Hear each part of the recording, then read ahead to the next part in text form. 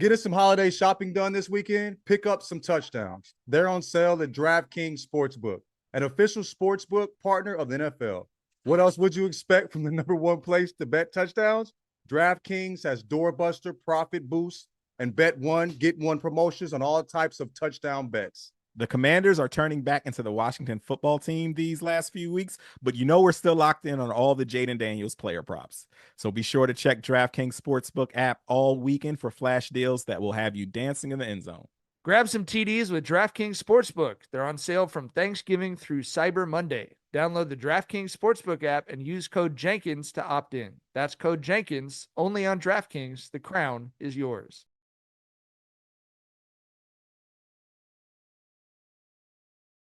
My homie used to play at Longview State. Who's that? My homie Pat. He played for a year and broke his foot. Pat who? Bowens. Okay. All right. There you go. I'm delaying starting From the St. Louis, my nigga. I didn't have. I assume he was from. I St. just Louis. realized I counted down and I was muted, so we're live, guys. This is my fault. No. I knew No, we were heard live. you. I Okay, didn't have my QuickTime open. They heard you. Okay. They were just being. Welcome to the show, guys. I mean, they get to see the guts. They get the guts of the show, you know, the pre-show show. You know what I mean? Jeez, fucking 11:10 in the morning. You're already talking about getting into my guts, Jonathan. Welcome to Guts Jenkins are and always Jones. on my mind. Welcome to Jenkins and Jones on the Volume Podcast Network. It is Thursday, December 5th. We got a whole bunch of good stuff to talk about. We're going to update you on our producer's hair. We're going to talk about Kendrick and Andrew Schulz. We want to talk about the Spotify Wraps. I think we may or may not be talking about the Jason Bourne movie that got filmed in New York with real life participants earlier this week. I want to talk to y'all about a crazy Major League Baseball rule and what you think of it. And I think we're going to talk about Woj a little bit as well. So packed Thursday show. Appreciate everyone tuning in, whether you're on the podcast or on youtube.com/@JenkinsandJones. Thanks for hanging out live. As always, Jenkins and Jones, hosted by Dragonfly Jonez, aka Tyler. Hey, everybody, have a good. You look sleepy, brother. Yeah, man. You're coming out that meeting. Work week is beating my ass right about that. I ain't gonna lie to y'all. You got meeting face, Yeah, bro. man. You got that meeting face. You looking puffy as fuck. Yeah, it's always that try to get shit wrapped up before the years. December's always a rough month in HR, bro. So. Yeah. Oh, that's shit. Yeah. Yeah, I bet. LaJethro Jenkins, aka John. What's up, Bubba's? You don't look sleepy, but you sounded sleepy just then. Oh man, I don't know, man. Shit, I feel good, G. I would say you're handling a second baby very well. Most people are more tired than you have been with a second baby. I don't know what it is, bro. I just feel like I don't know, like I that's what I wanted. I signed up for this shit. You feel me? And also, baby boy is so chill. Like the first, like Somi beat our ass. You're bro. doing the reverse you know what I of mean? what we did, yeah. Yeah. So yeah, and I feel like I got lucky with that. Where if we would have had Shoulder, he was chill, and then like had Somi, well, what the fuck is this? Like, you know what I mean? But I feel like the opposite. But I also think Somi was a reflection of where we were at. We were tweaking. You know what I'm saying? Like y'all were in a unique circumstance, bro. COVID. We got married. She moved in. You know what I'm saying? Like had a baby, nigga. We was like boom, boom, boom, boom. You know what I'm saying? Like combinations and shit. So we had to transition to a lot of shit. But now, shit, we Gucci now, you feel me? So it's a totally different environment with shoulders, you know what I'm saying? So yeah. We did the reverse of y'all, and I tell everyone all the time when we had Vinny, we're a year into parenting, we thought we were, gods. We were like, oh well, with all due respect, those problems we ain't got them. Those aren't really our problems, What y'all got over there ain't none of our business. You hear and me? Then, we were saying stuff like, well, we have certain expectations in our household, like. we laid the ground rules, you know what I'm saying? Fuck you, man. I don't know. You know what I'm saying? That's then funny. Mike came along and we were like, oh, that was him. That wasn't us. Yeah, we were just gifted one of the easy ones. Got it. Got it. For sure. I'm Gardy B, aka Mike. Motherfucking Mike. And we're produced as always by the hirsute and lovely Jackson Saffon and Josh Rodriguez. How you doing? Is that how you say the? I don't even know what that word word? means. Is it hirsute? That's one of those words I've only ever seen. What is that word? Harry. How you- Is that Harry. what how that do shit you- means? Yeah. How do you spell it? HIRSUTE. HIRSUTE. HIR. Never heard of it. HIRSUT. No. It's fuck. I either, remember. either fucking up. hirsute or hirsute. Okay, so they're both acceptable. Harry. Yeah, it just means Wow. Harry.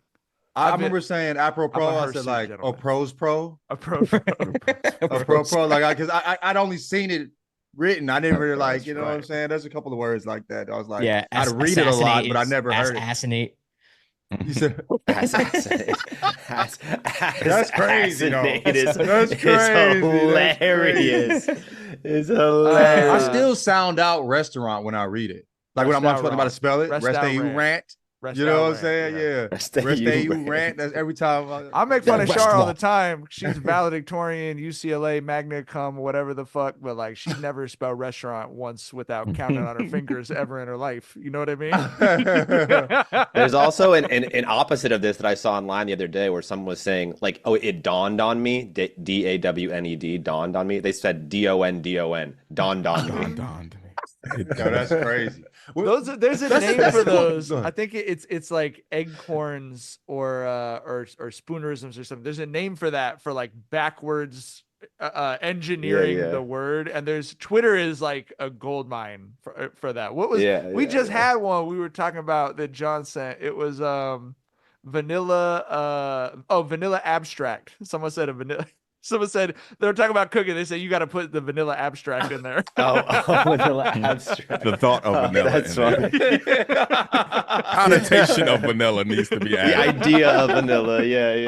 I think like spell. People talk about like how Google and like writing on computers is preventing us from learning spelling, but I think like also being connected to phones all the time, because like I would be bored in the car driving like throughout like from state to state and shit when we were on road trips, and see words and try to like spell. It was like weird games that I would play to get through a 6-hour drive. Where like, you know, like how do I remember how to spell restaurant? You know what I mean? Like shit like that. So like Wednesday. Yeah, Wednesday. I still say Wednesday. I say To spell out February, embarrassing. February, You know what I'm every saying? time. Like shit like that. Like where the double S and the double R is. You know what I mean? So Yeah. I'm like, embarrassing has a fat ass because the double S is at the end. You can't forget the 2 S's. You know what I mean? Like this is how I would think. Dessert has 2 S's because you want more of it. Desert has one S 'cause you right. don't. Like these little things that we would. Yeah. Anyway. Yeah. That's what the whole language is made out of, though, because it's fucking 18 languages stitched together. So the whole It thing blows, is, you know, little workarounds and shit like that. All right, Jackson, how are we feeling about the beard? Are we committed yet to doing it for the whole month? No, It's gonna pretty be full. week by Am I week, but tweaking? Yeah, it looks good. It's not bad. What do we think? No, I mean that is a very respectable situation you got for like a short period of time. Not bad. I like it, Jackson. I like it a lot. Bro, yeah. Thank Josh you. know what he's talking about. I do think I'm gonna need to trim it at some point, or just line care it up, for it, or bro. maintain it. Just hit it with the Just Andes. take the razor and come right down here. That's Go get somebody to do it though to set the where the line should be at. You feel me? And then you could just kind of clean it up. Yeah, I do it for $3.99. I just did it. Come on, Guardabascio, brother. I think it's not. I think it's not bad, but we'll see. We'll see. I'm committed to doing it at least through our next episode. I'll tell you that. What about it are you not fucking with? It's so why do weird. you guys need me to commit? How about that? Because I'm an anxious person. I don't need you to commit. I'm just confused. So am I. That's why I'm going day by day. I'm confused why you don't see what we see though. Yeah, I think that's a fair point. That's a good question. I think it's just I'm not used to it. I'm just so not used to it. Like I've looked at my face. Are you so conscious about that? Probably, but I'm just You're I think I'm just genuinely not used to it. That's what it is. Yeah, that's that youth, brother. Yeah. Self-conscious about is that. That's you, bro. Yeah. Because like my upcoming as the chat loves the beard. Of course, yeah, it looks great, bro. What? There's nothing not I'm to gonna love say something about it. I'm gonna say something controversial. Okay. Yeah. Your beard is coming in faster and fuller than I expected for an Asian American man. That's not that controversial. I'm half Asian. But no, like it's fair. a that looks like when it hits like the motherfucking point that Mike's is at, like it'll be full. Like I got gaps in my shit, bro. Like it looks like it's. I don't think it's that. I think I'm getting aided by the zoomness of it all. I don't think it's quite that full, but we'll see. We'll see. Alex in the chat said Jackson's fighting to look 30. 30. You know, I don't think you look 30. You know? How old do you think I look, I think you John? look like your age, like bro. You look like you're a teenager, but when you cut your face hair off. You know what I mean? You know what I'm saying? I agree. Elijah said, Jackson, your beard came in like a black man's. Heavy on the mustache. Heavy on the mustache. Absolutely. I didn't say it. The chat said it. Okay, the chat said it. I did not say it. Look like you got more. I got some seasoning, nigga. Like you know what I'm saying? Like, hey man, you feel me? Yeah. Hey man, I don't know. It was not enough to help his team to a victory the other night. However, I'm sure man. the chat also wants that update. Oh yeah, we lost the playoff game. It was tough, guys. I got 19, but I recounted it was 19, not 17. But we just didn't have enough. How'd you play? I know you got buckets, but how'd you shoot? I played pretty good. I started out well. I had 8 of our first 10, including an and one like floater. I was like kind of getting. You were sure you were gonna win. It did. And one floater. Now I hit our first possession of the game. I hit a 3, and I was like, all right, I'm feeling good. And then I did something rare for me, which was like I flash cut across the paint and caught it and like made a basket in the paint, a rarity. Yeah. And then the next possession we got to stop, and they all know I'm gonna shoot because we played this team before. So like in transition still, I like was able to give like a pull up hezzy and like got by the guy, and that's where I got the and one floater. And then might be a hooper. We were doing good. It was competitive most of the game, but then like right at the end of the second quarter, they caught some momentum, and then in the third quarter, we went on a just complete dry spell. They went on a big run. I don't know what it was. We just kind of our offense, our point. Well, you know, part of what it could have been potentially is our point guard got a migraine in the middle of the game. Our point guard got a migraine in the middle of the game, and so I think we were able to find it after that. But for like a 4-minute stretch, our offense is kind of lost. Come on, man, we losing recipes, man. Nah, it's all right. You got a Scottie Pippen migraine, bro? Yeah. So they went on a big run, and we clawed it back. I think we ended up getting it to like 8. I had a chance to hit a 3 to make it to like 5 with like a minute left, but I missed it. Did your point guard play with a migraine, or he just sat out? He played for a little, and then he sat. I'm talking shit. I wouldn't, tough, bro. I did. Y'all remember I did that one podcast with the migraine, and I was like about to barf every time I would laugh. Okay. It was the absolute like. I won't do anything with a migraine. I won't parent my children with a migraine. I thought you were saying like I did a podcast. No. I'm saying like I won't. I literally will just look at my kids and be like, I don't want to hear from you right now if I have a migraine. Yeah, I mean, like, I get it. Yeah, that's crazy. That's crazy. Playing basketball with a migraine. But anyways, we lost. It's okay. It's a little bit unfortunate, but Jackson, are you a shooter? I do want to say one thing. Are you because like. I'm a shooter. But the little hezzy. That's the problem. That's the problem. Is if it's in transition, I'm good. But in the half court, my handle's just not good enough, and that was what we kind of needed. I needed it to be better. Like if I had a better handle, I could have like stopped the dry spell on my own, and I couldn't. Do you create for yourself, or you running through catching shit? I'm running all over. I'm playing Steph Curry ball basically. That's not the last thing I want to say. Steph Curry can create for himself. Well, I'm playing off the ball Steph Curry ball, not the on the ball. Rip, I like rip. Yeah, ain't nothing wrong but it's all on the outside. It's on the outside. I mean, that's Reggie Miller. Reggie Miller, Ray Allen type shit. Yeah. One final thing before I get off my soapbox. I know we got a lot of new fans here. Dion in the chat said the painted Drake nails. Why though? I just want to say, Dion, because I like them. And what's your problem with painted nails? The painted nails with the beard is a fire fucking look. Geez. I don't know.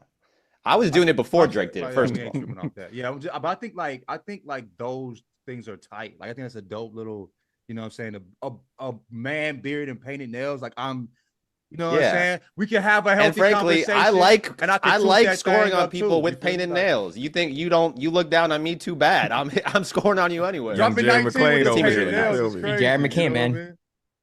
That's what the chat was saying, even about the beard, even not even talking about the nails. So I respect it. I think I kind of play like Jared McCain. Representation matters. Good to have someone that look like that. A poor man. He's not Steph Curry. He's Jerry McCain. That's the Jackson. We need to see the dance moves. We need to see the dance moves, Jackson. You know what I'm saying?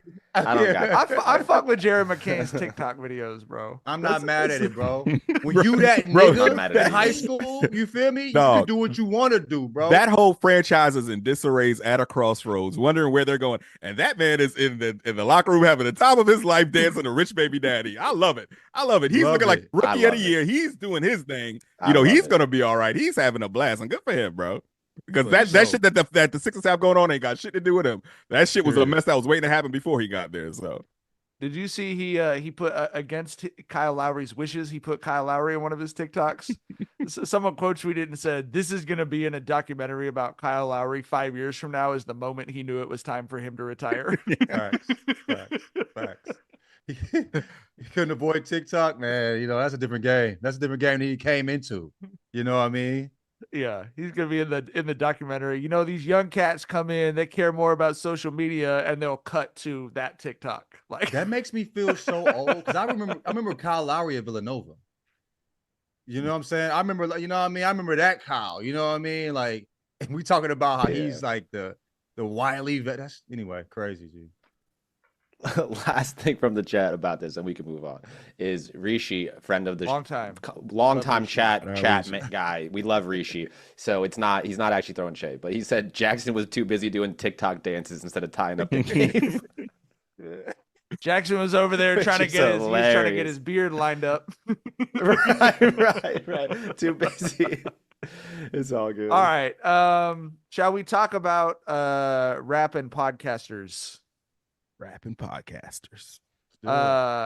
Andrew Schulz caught a line on a Kendrick song, which I would have thought would have been like very exciting for him.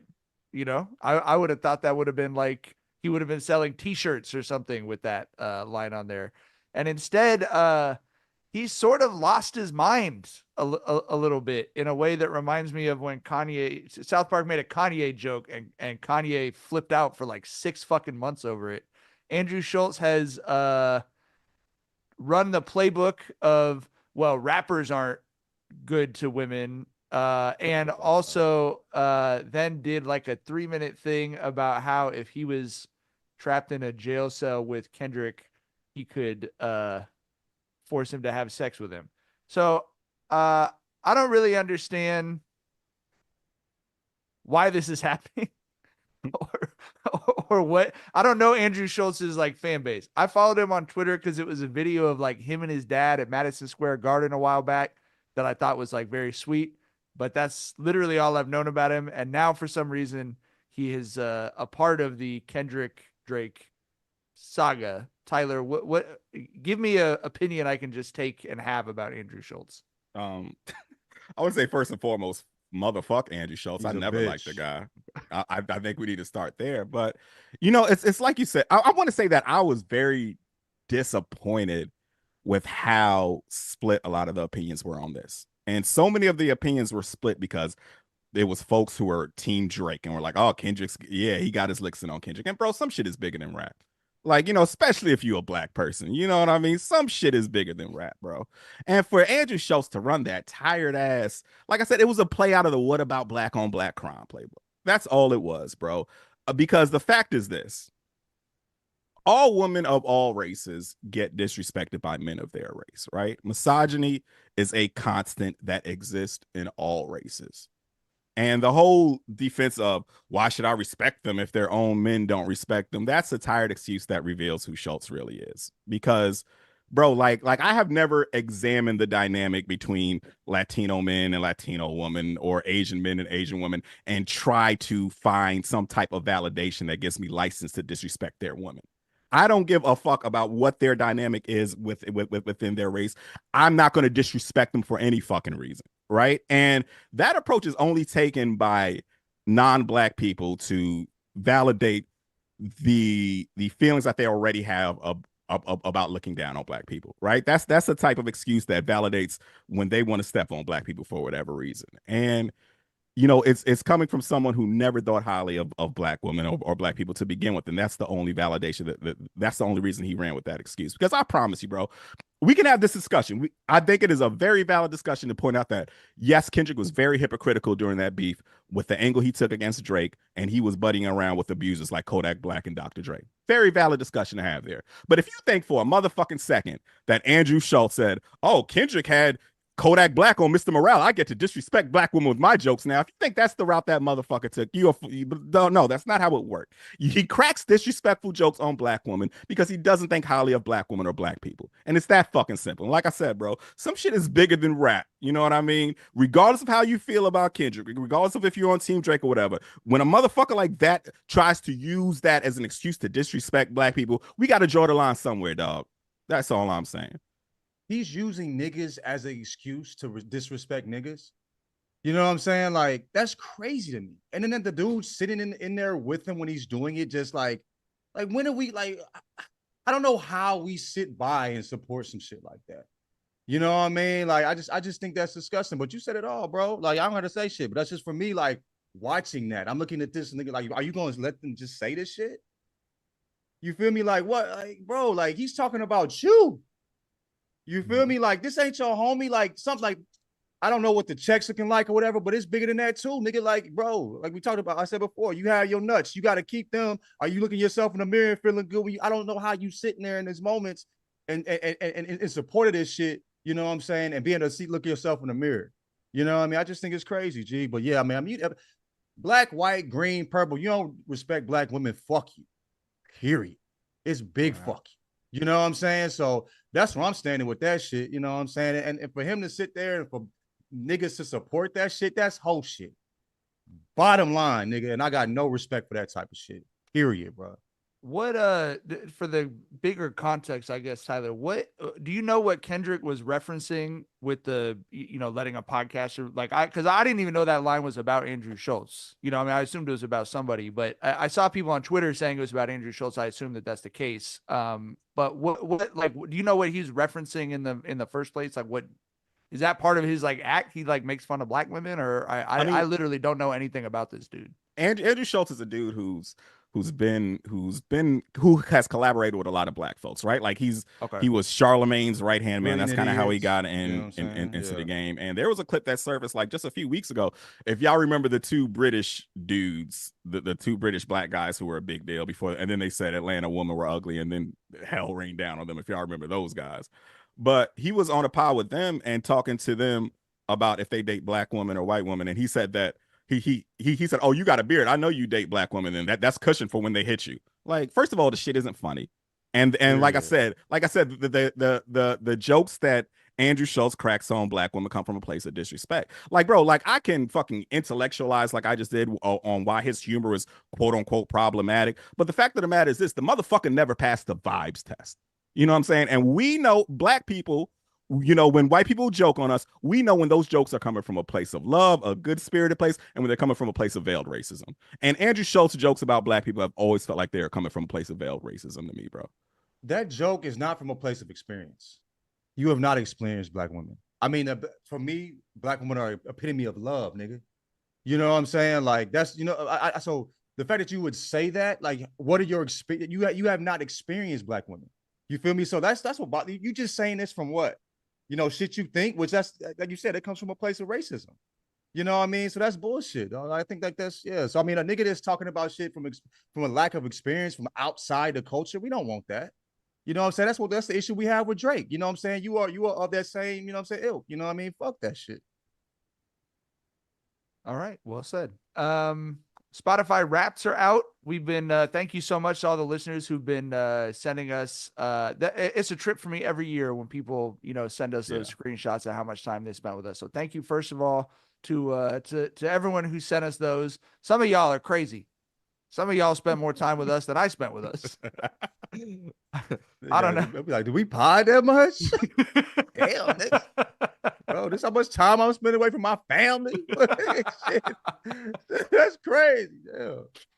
Yeah. Did y'all look at your Spotify or Apple things? You have any surprises on there? Mine are big. I feel like if you have kids, those things are fucking useless, bro. Like I got Kendrick, Party in the USA, because that was Vinny's walk-up song. That's crazy. Like, you know what I mean?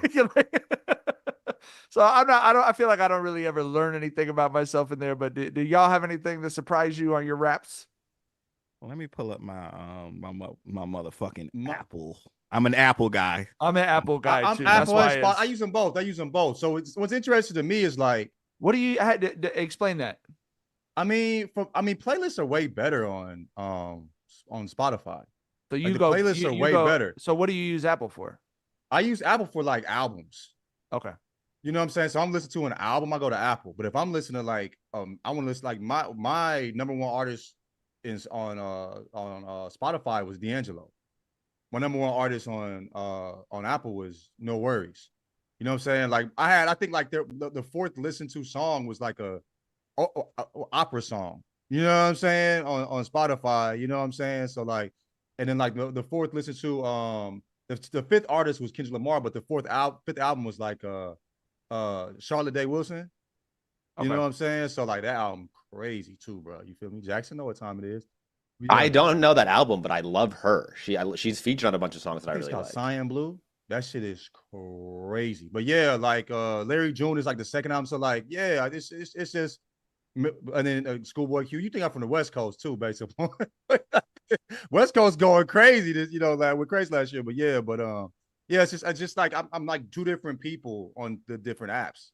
You know what I'm saying? It's interesting. So you treat it almost like a radio station. Like when you're in a certain mood, you go to Spotify. You're in a different mood, you go to Apple. If I'm listening to an album, I'm going to Apple.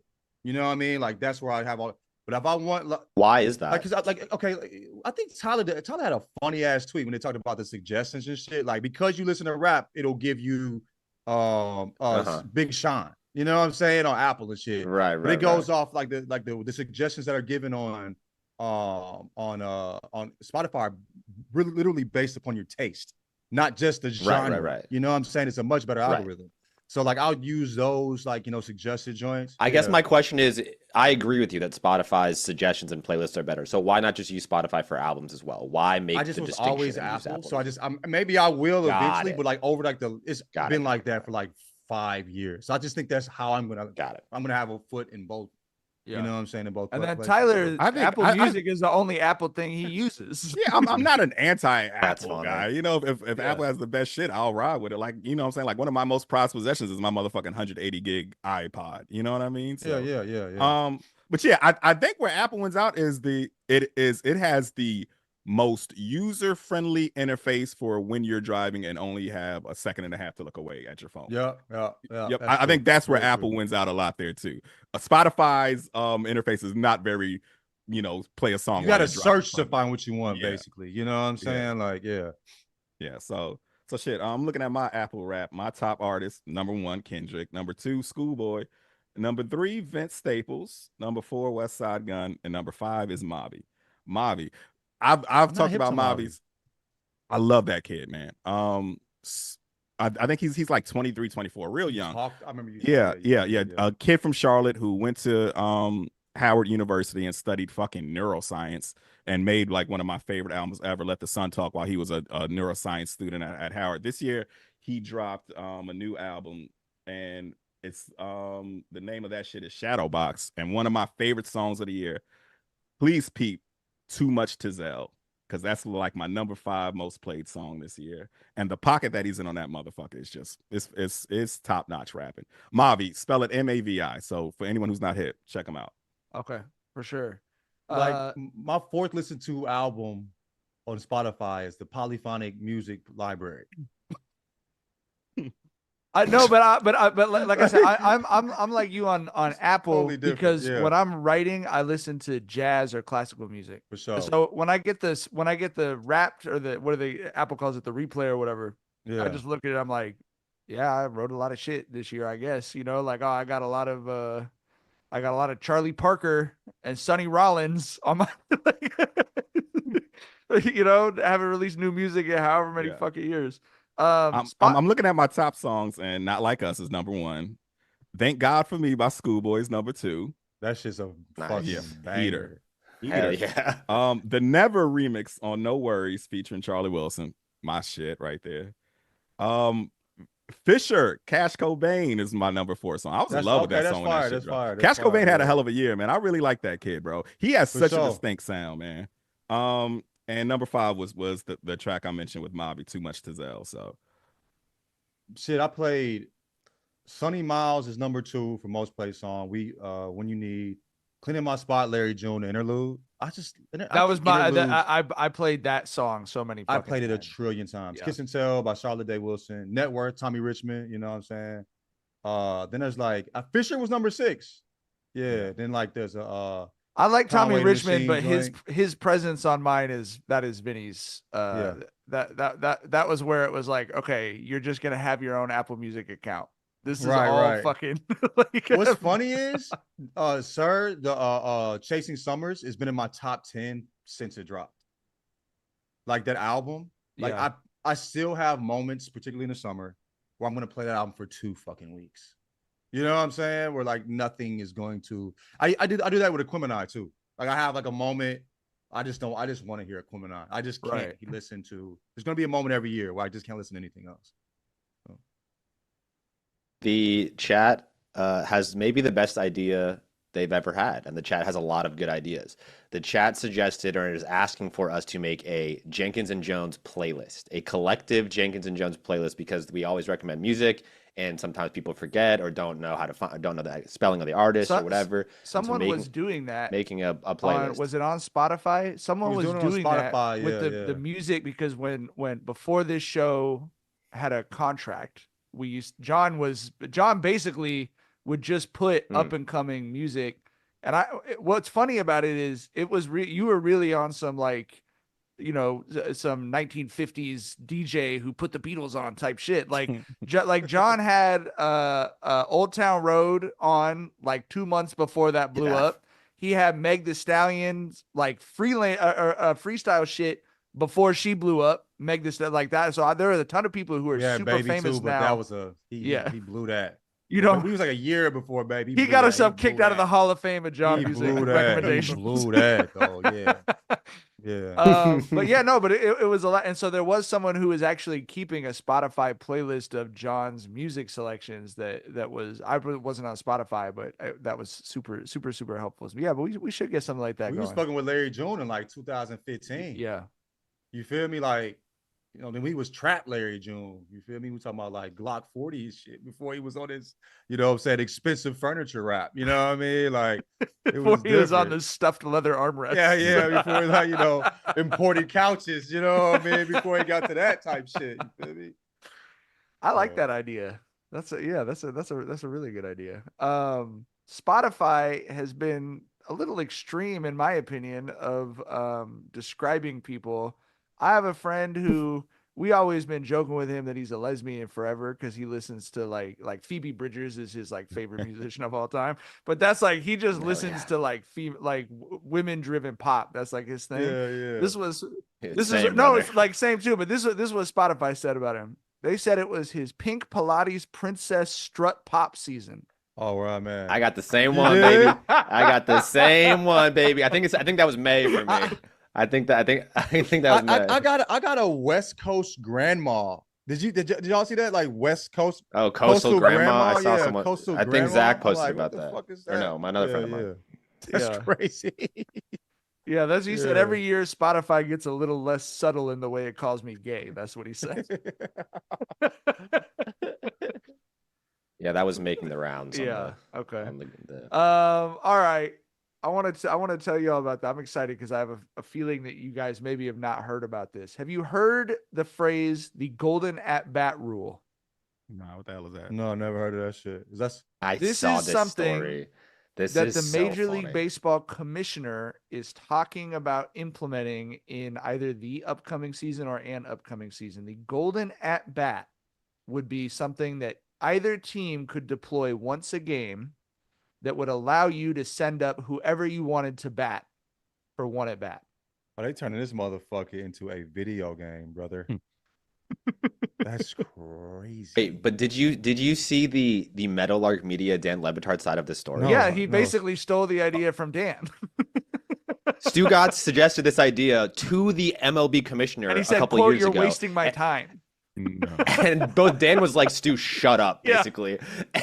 And Manfred was like, I'm going to give you a serious answer. This is the dumbest thing I've ever heard.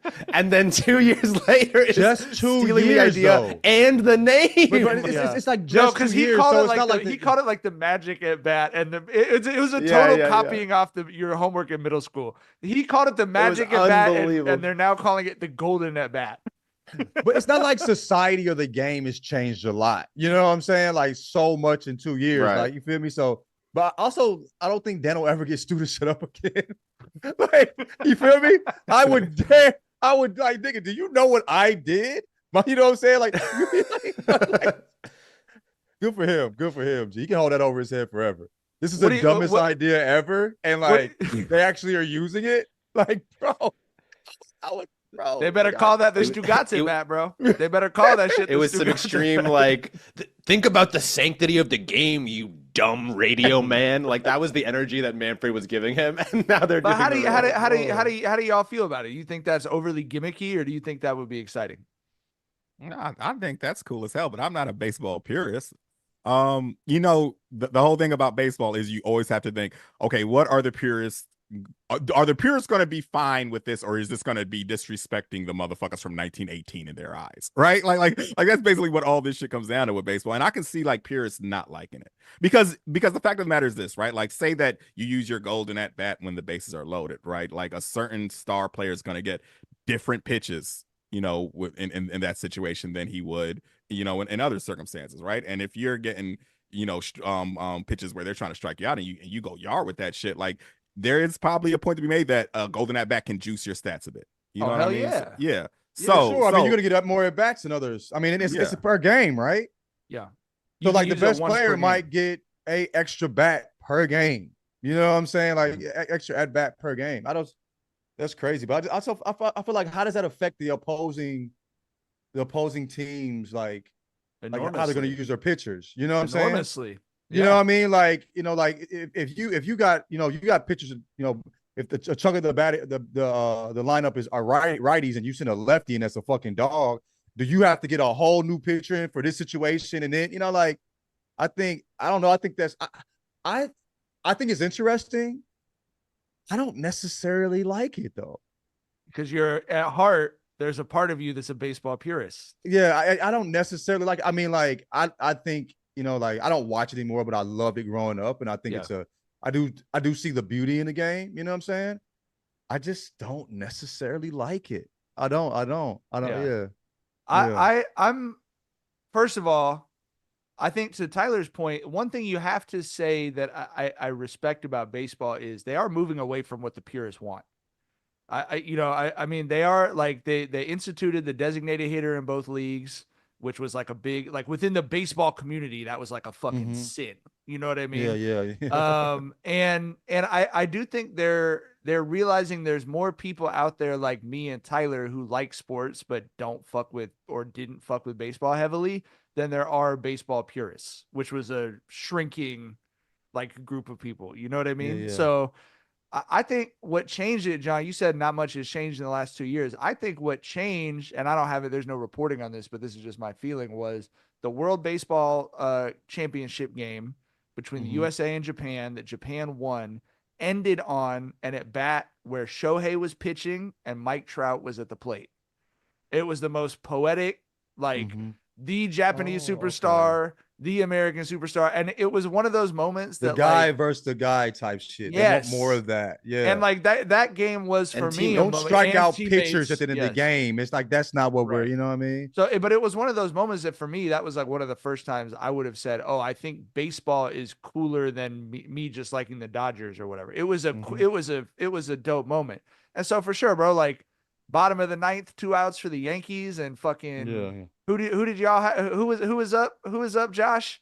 Like the fucking it was like I don't remember who. Y'all had a Verdugo. Verdugo struck out last. Fucking Verdugo's up. And so Rob Manfred's sitting there going, "Oh, this could be Alex Verdugo or it could be Aaron Judge." Yeah, but also like as a fan too, like it'd be frustrating if, say, situationally, Otani's up, 1 out, bases loaded, we strike him out, and then it's like, oh fuck, we gotta do this again. Are you fucking kidding me? We just got this guy out. Fascinating. Like that's if you were just insane like, nah, this motherfucker gets Are you serious? He gets 6 strikes. He gets 6 strikes. Just stay here for another 3, or brother. Like, you know pop what I mean? out. Oh, got under that one. I'll just try again. Like that's, I don't know. I hate it. Personally, I hate it. And I'm not too big of a baseball purist, but I hate this. I don't like it at all.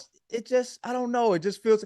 I think what made that moment special is that the universe set that up.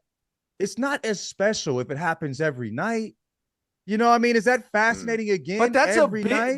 but that's a big exclamation point on again every game. If the people using it in the game, right? For football or big moments, for football, that's not a problem. For basketball and baseball, with how much content they have and trying to make it special, that's the question they have to answer, because you can't let the universe give you 4 good games a year in a 162 game season. 4 good games, but that was a moment. That was a breakthrough special moment. That was a moment that people who don't give a fuck about baseball were aware of. And he thought about Stu Gatz as soon as he saw it. He was right. You know what I'm saying? I just think like that's the moment, and I think that's what they're looking for, is breakthrough moments. If Shohei's up, I'll probably text y'all every time it happens, even if it happens 80 times a season instead of 4 times a season. Oh, Shohei's up, bottom of the 9th, walk-off situation. I'm texting y'all 100 times more about baseball with this rule. And I'm not saying I'm really in favor of it either, but I just think for what breaks through, I don't think there's any question to me that it would be beneficial to them to do it. Does that okay? And the only people you're gonna piss off are people who are addicted to your sport, who said they weren't gonna go with the, when they added the designated hitter, who said they weren't gonna go when they put the pitch clock in, who said they weren't gonna watch with the larger bases, who said they weren't gonna watch when they banned the shift. They're gonna fucking watch baseball, so that's not who they're making decisions for anymore. How many changes are you gonna make in the big leagues that don't affect, where they're not picked up on lower levels? You feel me? Like this, is that something that's going to be picked up by all levels of baseball? Like, I'm just wondering, because increasingly the game's changing from what's being played as a kid. You know what I mean? When does that start, evening out again? You know what I mean? That's changes are made down there. That's a good point. And they've gone the other way too, where like every youth league has a designated hitter. Like, I mean, like everyone bats 10, so like that, and like even bats 10, not even just a designated hitter. So like there are rules that have almost trickled up, it feels like, to the major leagues. You know what I mean? So yes, youth leagues were batting 10 before the DH. Oh yeah, for sure. I mean, most through 12, you're batting everybody. Like you're batting your 12. Like you get into tournaments and stuff like that, and even then you're still batting 10 though. When I was playing, it wasn't like that. If you wasn't playing, you was on your ass, nigga. Get you some nice clean shoes. 10? Gonna be looking at 10. At 10, you was looking cute. Yes, you're like get you a nice little fit, my boy. There's too many lawsuits. There's too many lawsuits flying around. The bums in and out. Like one game the bum was sitting, the next game he wouldn't sit for 3 other games, but the other 3 bums would be swapping. You know what I mean? Like G. Yeah. T-ball was the only time there was like a running lineup. That was it. That was the only time. I didn't play T-ball. I went straight to coach. Yeah, I was too old for T-ball when I started playing baseball. So like I was like a kindergarten. I loved I was too good to play T-ball. No, not too good, too old. I particularly said that because I knew you was gonna do that. Yeah, shit. I skipped the first grade, brother. I was in first grade, bro. That's why I was the Shohei of kindergarten. So they said just. I was the first draft pick a number of years though. We want to get into it. You know what I mean? Yeah, like, we had tryouts. That was a thing, nigga. I was the nigga. You feel me? But we ain't got to get to that. You feel? But yeah. It's that way in All-Stars and shit, at least out here. I mean, it might still be that way in St. Louis. I don't know. But out here, if you put some lawyer's kid on the bench for 2 games in a row in a fucking rec league, and you are tell your kid at the fucking weight room, get the reps up, nigga. Get the weight room, get the batting cage, nigga. You feel me? Hey, listen, as a coach, I would love it. On the bench. There's ways for him not to be sitting on the fucking bench, my boy. You know what I mean? That don't involve the decisions the coach are making. He makes that decision. You feel me? Yeah. I mean, as a coach, I don't disagree with you, bro. But it's just that's just not the way the world is. Yeah. That's when people talk about participation trophies. Is really participation right field and batted 12th in the lineup. You know what I mean? Right field was getting swapped. Right field, if you every was in other right field, yeah, you knew, bro. And I was a lefty, so I'm trying to pull that motherfucker. I'm hitting it to the bum. You know what I'm saying? I'm like in hot third shot grade. to the bum. Bro, I'm in third grade with an open stance. Like I'm you know what I'm saying? Like, nigga, I'm my right foot is lined up at the bum in right field, bro. You know what I'm saying? Like, you know where we're going, brother. You know what I'm saying? Fuck That's you, fucking- me, that's- nigga. that Right field sick. is crazy. That's Anyway. incredible. You're not calling your Nigga, shot I'm like, at the fence. my You're hips pointing are at facing him. right field, nigga. Like, fuck you, me, nigga. Shit. I just love you not calling your shot to the fence, but pointing between the eyes of the right My fielder. toes I'm are hitting letting it you to know. you. Right. This back leg is letting you know. This front leg is letting you know where that motherfucking ball going, nigga. For real. The hell? Oh man, that's fucking incredible. The only rules we have in our league is kids can't sit 2 innings in a row, and everyone bats. So you could go right field sit, right field sit, right field sit, but that would be the least, and bat 12. That would be the least someone could play. Yeah. I think everybody played every game. I think everybody played every game, but I feel like, you know, like some niggas was playing half the game. You know what I'm saying? Yeah.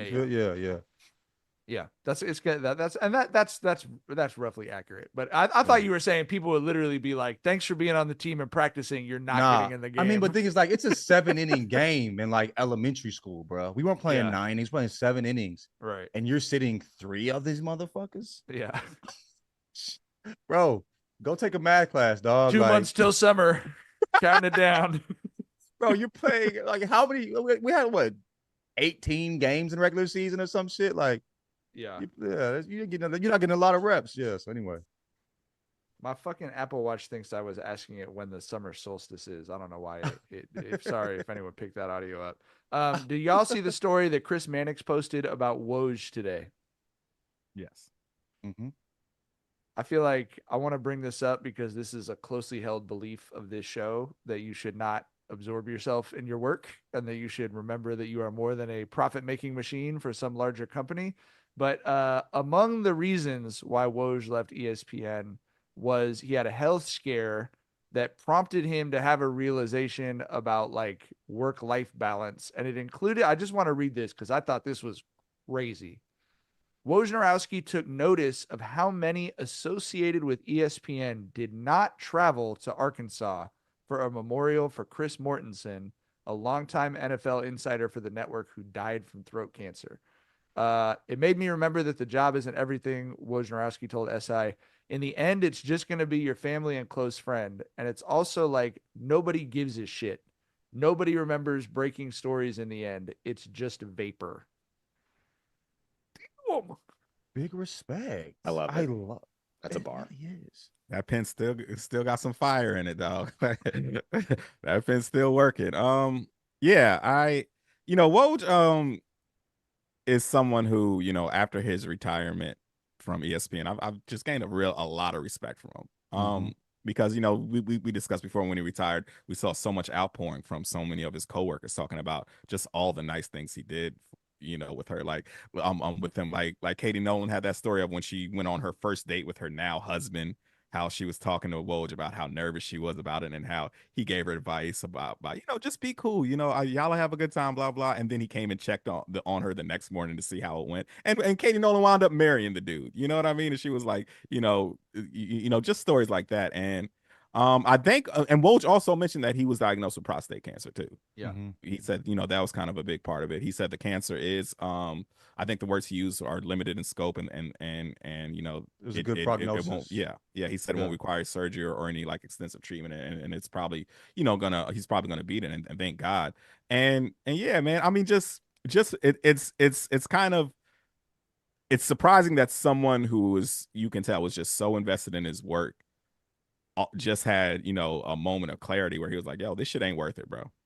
He was the best in the world at what he did. I think he was the best scoop man in basketball, and then he just walked away from that shit because he was like, bro, friends and family, that's all that really matters. I'm gonna go back to my alma mater and I'm gonna fucking try to build that up, and I'm gonna spend way more time with my family. And good for him, man. He seemed like he was even aware. I think like earlier, I remember reading an article when he was talking about like how there was a point where he wants to throw his phone in the ocean. You know what I mean? Like, so years prior, he was kind of knowing like, this ain't like this. I'm the best at this. He could have really thought he was the biggest fucking deal, and what he did was the biggest fucking deal. But he seemed really aware, you know what I'm saying, of what it is in the grand scheme. You know what I mean? And realize this is not the way to live when I have to be on my phone 24/7, 365. And I have people I love that are continually growing and getting older as well as I am. And he said he's like had days where. Go ahead. I was saying, he said he's had days where his screen time was 16 to 18 hours, bro. Yeah.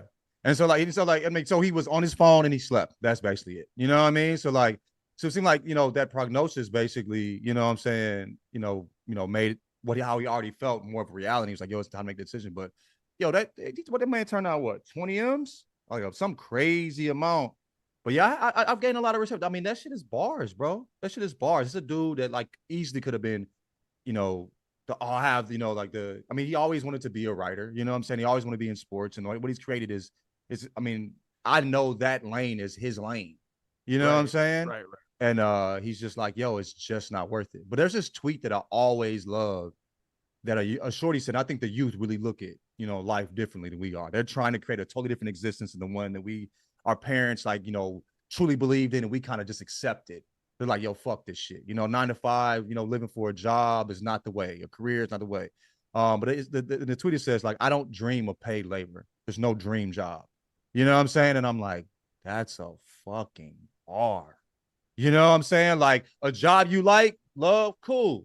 But I don't have a dream job. I don't dream of paid labor. And I feel like that kind of epitomizes that. Like, he realizes, you know what I'm saying, that this is, like having something because when you have a job like that, we've talked about this, like there's no, you're not really having a job, that's your dream job. It's very hard. You work harder than you've ever had before. Right. Yeah. People say you never work a day in your life. It's the opposite. You'll never not work a minute. You struggle balancing life and your job, you know what I mean? Because it matters to you. You know what I mean? So like you're missing out on a lot, you know what I mean?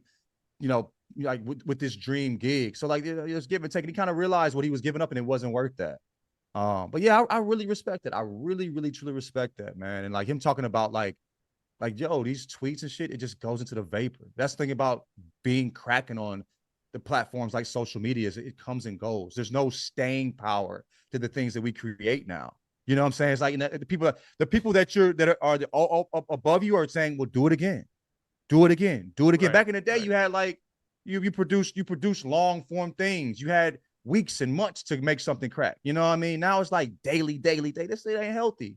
And he's seeing that. So I mean, I love that, bro. And I hope people like shorties that, you know what I'm saying, that want to grow up and create their own existence are seeing this. You know what I mean? Like, yo, there's if you're doing something you love, there's a way to go about it and what you do and don't want to sacrifice. You feel me? So. There was I thought Chris Mannix did a great job with this story. There was like an accidental I don't think Woj intended it this way, but to John's point, there is kind of a backhanded shot at Shams in this, which is the quote that I read. It goes, it's also like nobody gives a shit. Nobody remembers breaking stories in the end. It's just vapor. The next line is ESPN has since hired Shams Charania as its new top insider. I think like the difference between them two, like I feel like I think like Shams is kind of like a computer. Like how he operates. You know what I'm saying? I thought it seems like Woj isn't. You know what I mean? Woj and that's going to make it really difficult. He's like you know what I'm saying? He's like Eastern European newspaper grinder. You know, so like and Shams grew up in this like digitally connected era. So Shams probably like, fuck it. I'm cool with this type of shit. This is what I, but yeah. I'm the Woj on this though. It is interesting though that you just because you sort of reference it, the like old newspaper guy shit. That is actually, I think, a really big dividing line in the like old legacy media thing. The debate that Dan Le Batard had with Stephen A. Smith about what has happened to sports media over the last while. That was Stephen A. Smith's response was like, we're both newspaper guys. Are you really like coming at me like this is like what columnists were? And, Dan, I think obviously is correct about, yes, it's not supposed to be the whole fucking newspaper. It's just right. like a jerkwad sports columnist or whatever. But yeah, it is that aspect of it interests me as well. All right, y'all want to talk about Jason Bourne 4 on the streets of Manhattan? John doesn't want to talk about it. Who are we talking? The only thing that I'll say is just to echo the point that of the Woj conversation, which is that your employer does not care about you. They held the meeting after this. They still had the shareholders meeting. They've already posted a job posting to hire a new. So I thought they canceled the meeting that they were supposed to have. I read that they canceled it. Maybe they did. Yeah. I saw somewhere. What we're referencing for people who did not see, and obviously, but you're right with the job. You're replaceable. You're the CEO of the United Healthcare Group was killed, and it was very obviously a professional job based on the video that I saw against my will because I'm on Twitter, which means once every couple days you see someone die against. You thought it was your will? professional? Huh? It looks professional. Oh, it's definitely professional. It's like he hit him in the leg first. It's like he hit him in the leg first. Like he fucked up a little bit. No, hit him in the leg first, and then he hit him in the back. That's what I thought. That's what I read. I saw somebody break it down. Not to get too technical, but because he's using a suppressor, it's not. He's gonna have to shoot him multiple times. And but why in the leg? What's the leg for? Fires a disabling shot. The suppressor sends your bullet. It makes your shots not as accurate as well. So yeah. And then people were saying his gun was jamming. People were saying his gun was jamming, which it was not. He's cycling rounds out. Yeah. But he walked up. There's a bystander 4 feet to his right. Yeah. He walked up and put however many bullets in that dude. Bullets he had written words on it. Yeah. Yeah, I saw that. Yeah. And then walked away and disappeared in Manhattan. Okay, this is the thing though. Suppressor makes it less accurate. Cool, right? But he was what, 15 feet away from him? Where is he aiming? Where it's that inaccurate, he's that inaccurate as a professional that it's hitting him in the leg. I would imagine you trying to take this nigga out. You trying to hit him in the head or somewhere near, like you know what I'm saying. I think like the aortas and the hamstring are like that can. But what are the chances of somebody bleeding out from there? It's really more about how calm he was that he didn't like run up or do some. And he walked away on some. Oh yeah. That to me is like, I don't know, bro. And unfortunately, I've been present at a couple of shootings, and that's not how people behave. You know what I mean? Yeah, for sure. Yeah. They hit gas, nigga, after that shit. So obviously, social media. It's been. I have to say. For the podcast to get slightly serious, like we're living in this like strange dual reality of social media and legacy media right now. If you turn on legacy media, this is a tragedy. People are being gunned down in the streets of New York. I agree with that, by the way. Like, I don't think it's good that people are being like shot on the streets, generally opposed to that. You go on social media and it is like a fucking he's doing backflips in they tweets. It's like the whole country's like Sweet 16 or something with the like, you know what I mean? So it really is this just like stark divide on where we are right now as a country and as a world. And I don't really have like a larger point to make about it. I just find that fascinating of like, the newscasters are doing their like, oh, we regret to inform you that like voice. And then you go onto Twitter and people are like, get his fucking like, okay, what do people think and what this legacy media, is that a divide between people and legacy media, or like, because I don't think Twitter represents people. I think Twitter is a small. So I'm wondering where the people lie in general. You know what I'm saying? So I don't think that divide is probably as wide as yes, I will say that like strange. On Instagram and Twitter, there was more bipartisan of the like baseball Republicans that I know and everyone else that I know who's very much not a Republican. There was more agreement over this being a good thing than there has been on like any other political for sure topic I could bring up, which is a fairly big indictment of how horrible the fucking healthcare industry is. Yeah, it's not just the system. That's what I was talking to Tyler about this morning. Like, I thought it was a systemic issue. I didn't understand completely how bad the industry as a whole and how like these companies are pimping the system in particular ways. You know what I mean? Like Tyler brought up the point where like, you want a job so you can have healthcare because like it's so Like I know it's so expensive due to, you know what I mean? But I thought that was like, I thought the government and the system that was created was causing. I didn't really understand truly how, predatory, or, you know what I'm saying? I mean, it's sort of predatory. the These people, the companies were. Yeah, I mean, it's sort of an Ouroboros, right? Because it's like the you said it's a what? The snake, like the Ouroboros, the snake eating its tail. Okay, like, for sure. Okay, the companies how you spell that, nigga? God damn, Ouroboros, I think. But like, the companies are creating the system that is allowing the company, like, because of Citizens United and the fact that our conservative Supreme Court years ago made it such that companies can be considered people, and lobbying money can be considered free speech. Companies can give however much money they want to whoever, but that's, if you're looking at the two moments in like American political history in our lifetime, 9/11 obviously, and the Citizens United ruling. Citizens United basically made it like lobbyists can do whatever the fuck they want. You can spend as much money as you want. And so that's what creates a system where, when Obamacare was passed, that was super significant for me. I had a pre-existing condition. I was uninsurable prior to that. That was a half measure though, right? That's not Medicare for all or some like big system-wide change. But that was like, took, getting blood out of a rock to get that.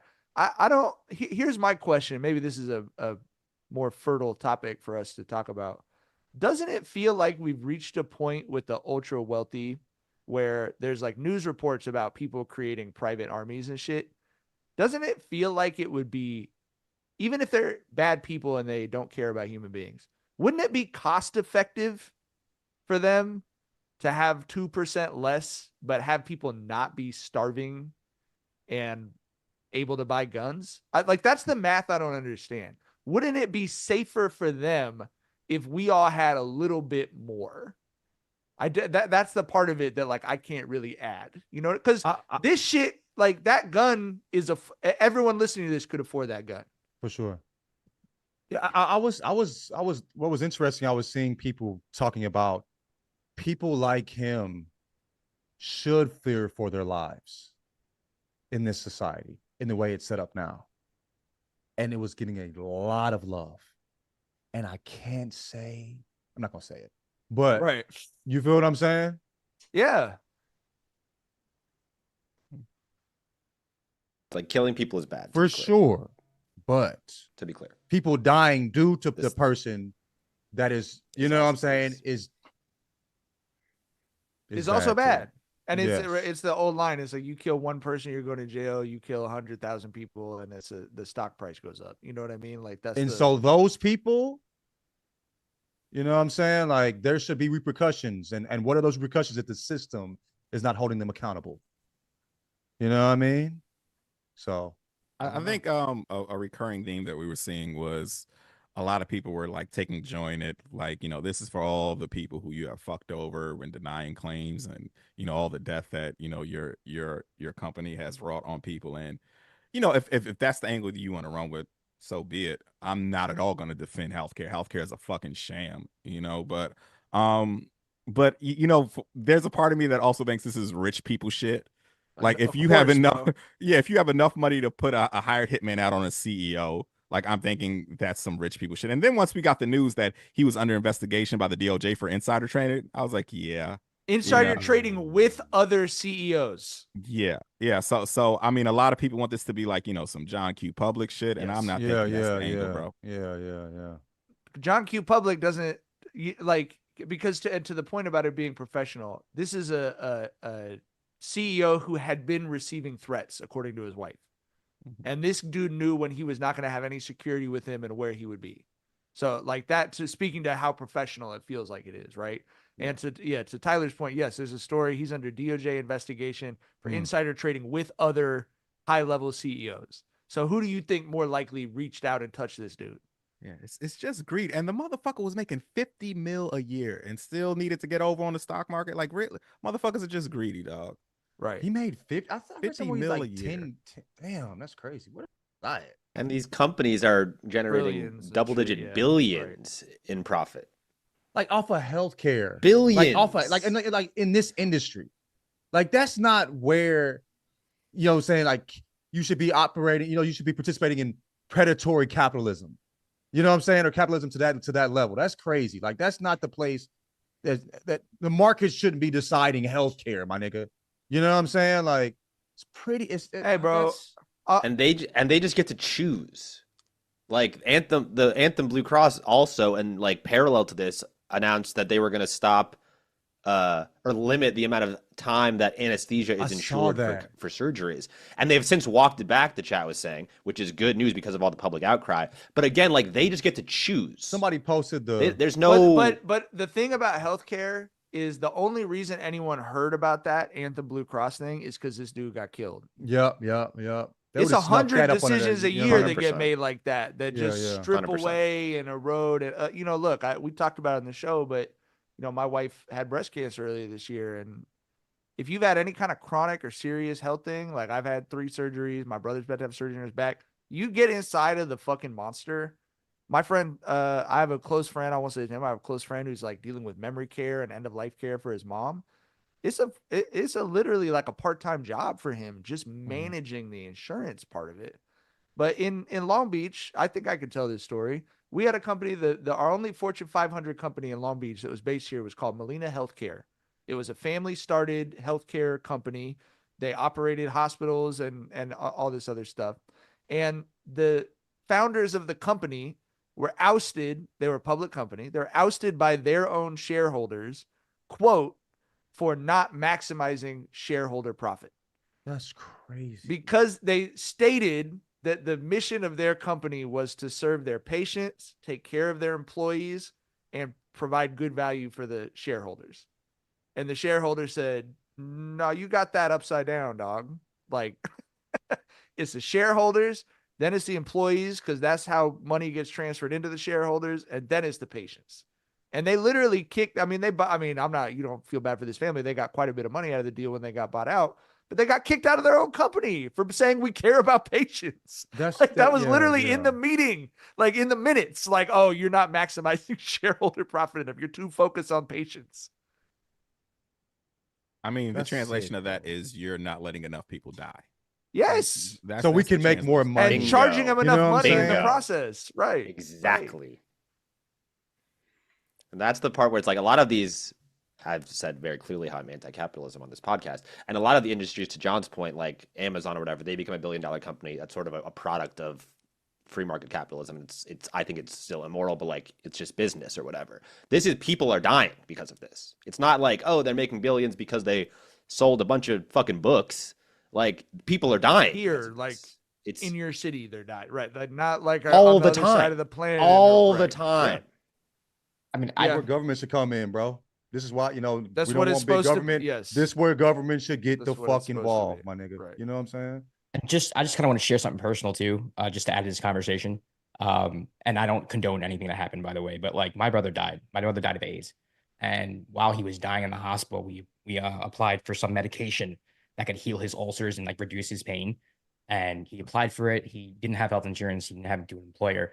And the message we basically got back was that he couldn't get the medication because he couldn't afford it. Like, they were just like, no, he's basically like, he's going to die anyway. Like, we're not going to bother even like sending this out to you. And for me, like, I don't want to put it out there that like, oh, the CEO deserved what he got, but that can be like very radicalizing, because I know for me personally, that was just like, dude, are you fucking kidding me? Like, my brother's life doesn't matter to you at all. Like, that was like a tough pill to swallow, to kind of just like have a doctor in a hospital while my brother's like dying on the bed, be like, yeah, well, unfortunately, like, doesn't have the money. What can we do? Like, it's so, I don't know. This healthcare system's messed up, and something needs to change. Because I'm not trying to push back on Tyler's point, but I do think that it is really possible that what happened could be done by somebody who was driven by a similar experience to mine. Because when that happened, not to say that I was happy, but it was just like, yeah, I could see that, absolutely see that happening for sure. But I think the thing is, and I thank you for sharing that. Obviously, that's fucking horrible. And the unfortunate truth of it is, if you have anyone who has spent that amount of time in a hospital, almost everyone has a story like that of like, oh, we don't see your loved one as a person, or that, they're in this graph and they're not on the part of the graph that you want them to be in, right? Like that's the way that the system is constructed.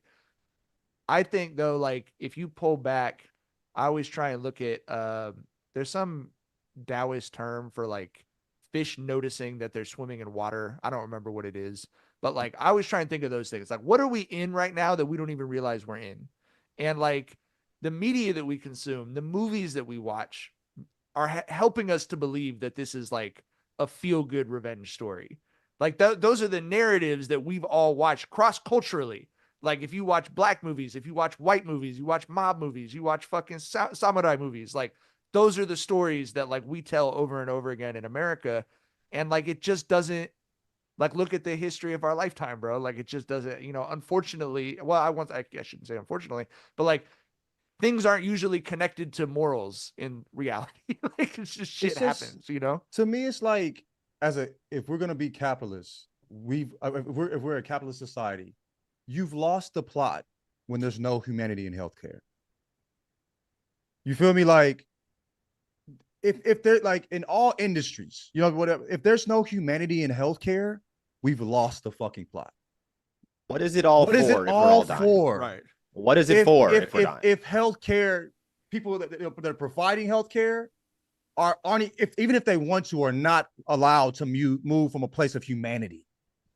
You know what I'm saying? We need to, we got to reel it back in and figure that out. You know what I mean? And I just think that's sick for a country with this GDP.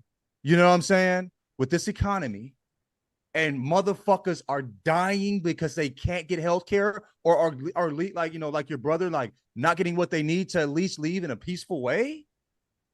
You know what I'm saying? Like there's zero excuse. And anybody that is aiding and abetting in this system to continue, I see how it could fucking happen. That's, you know what I mean? Bottom line is, everyone who's on healthcare is paying money out of their pocket, getting money taken out of their check every month after month, year after year, for a system that if they can find an out to let you die, they will. That's the harsh reality here. And like you said, John, when we were talking earlier today, I was like, when I was between jobs, one of the big motivators for me to get a new job was so I can get back on health insurance. I was like, I need to get back on health insurance because God forbid a medical emergency happened to me. I might fuck around and die. Like, that should not be a legitimate concern that people have in a normal functioning society.